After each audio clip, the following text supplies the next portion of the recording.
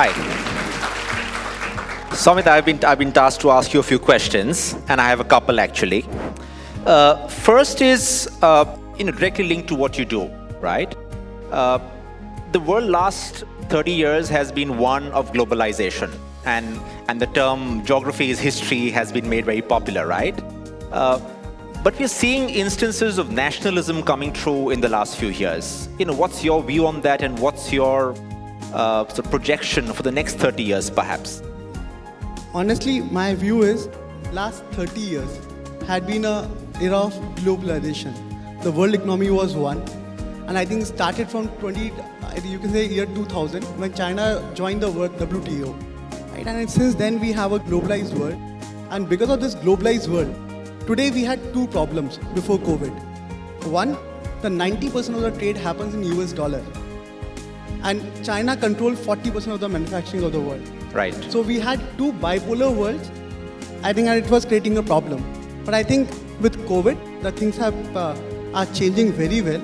And seeing this geopolitical risk, what we are currently seeing, we think next 20 years is going to be reverse of it.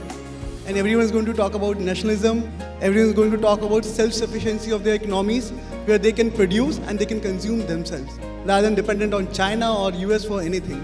So it's going to be a deglobalized world for next 20 years. And the beginning has already started now. So then that leads me to the next question, because if that's going to happen in your role at the firm that you represent, how do you advise your clients in terms of money management? Because earlier, global diversification was a risk management tool. How will that pan out in the years to come? So we advise on global investment. We believe today we'll put at least 60% allocation in Indian markets. I'll give you a maths about it. Today, if you go to Hong Kong, this market has not performed for last 10 years. Go to China, this market is an underperformer for last 10 years.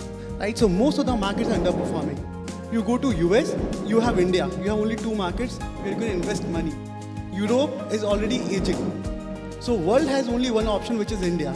Today, India is the only country which has 7 or 8 positives. It's a country which has around $460 billion reserve. A country probably which is the third largest economy in the world, and it still is being rated BBB minus.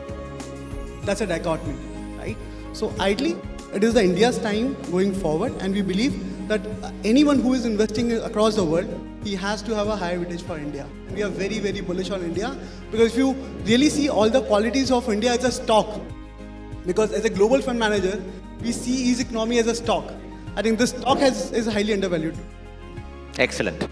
Thank you so much for that. Appreciate Appreciate that.